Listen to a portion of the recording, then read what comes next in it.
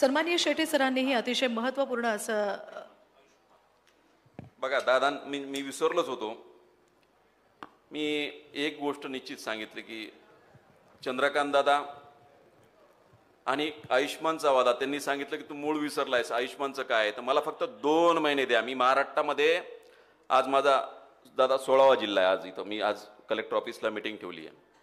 आयुष्मान भारत ही योजना माननीय पंतप्रधान नरेंद्र मोदीजींची आहे.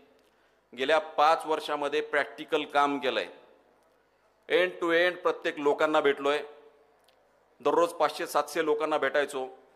इंडिव्हिज्युअल ग्रँट्सपेक्षा सस्टेनेबल हेल्थ पॉलिसी असावी, हे काम ज्यावेळेस 2019ला थांबलं मधल्या सरकारच्या काळामध्ये, आणि त्यावेळेस मला वाटलं होतं की आता हे सगळं संपतं काय. सुदैवाने परत सरकार आलं, परत जोमाने सुरू झालं. आणि हे कुठेतरी ATM सारखं कार्ड असावं आणि ते लोकांनी साफ केलं की लोकांना मोफत उपचार मिळावेत. अशा पद्धतीचं माझं स्वप्न, माननीय पंतप्रधान मोदीजींचं जे महत्त्वाचं स्वप्न आहे आयुष्मान, त्या एकत्र माध्यमातून करायची भाग्यवान संधी आयुष्मान भारत मिशन महाराष्ट्र या समितीचा प्रमुख या नात्याने माझ्यावरती आली. मी 16वा जिल्हा आज माझा, आज ही इथली मीटिंग आहे. प्रत्यक्ष अनुभव, प्रत्येक ठिकाणी असलेल्या फिजिकल अडचणी, जसं जसं भौतिक भाग बदलतो त्याच तशा अडचणी बदलतात. ह्या अडचणी मी समजावून घेतोय.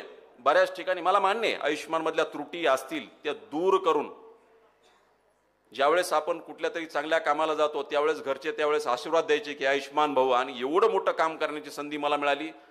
2 महिन्यामध्ये आयुष्मानचं सगळ्यात चांगलं स्वरूप महाराष्ट्रात बघायला मिळेल. जगामध्ये भारत हे आयुष्मान मध्ये टॉपमोस्ट असेल आणि महाराष्ट्र हा भारत देशामध्ये सर्वात टॉपमोस्ट असेल. आज मला वाटते पत्रकारांसाठी इथं स्टॉल केले आहेत आयुष्मानचे, त्यामुळं 2 महिन्याच्या नंतर 5 लाख रुपयापर्यंतचे मोफत उपचार, पांढऱ्या रेशन कार्ड पासून ते सर्व पिवळ्या रेशन कार्ड पर्यंत आम्ही ही मोहीम चालवली. प्रत्येकाने कार्ड काढून घ्यावेत. कार्ड काढल्याशिवाय काही करता येणार नाही, कारण राज्यामध्ये फक्त 40% कार्ड पर्यंत आम्ही पोहोचलोय. मी सगळीकडे अवेअरनेस करत फिरतोय. 60% लोकांचा कार्डच काढलेलं नाही. त्यामुळं आता 20%हून 40% गेलोय. निश्चितच या काळामध्ये 100% कार्ड पर्यंत आम्ही जाऊ. येणाऱ्या काळामध्ये आयुष्मान भारत मिशन महाराष्ट्र या समितीचा प्रमुख या नात्याने प्रत्येक नागरिकांना, कमीत कमी 85 ते 90% नागरिकांना भारतातल्या, त्यातल्या त्यात महाराष्ट्रातल्या मोफत उपचार मिळाल्याशिवाय राहणार नाही. एवढं सांगतो, थांबतो. जय हिंद, महाराज. धन्यवाद.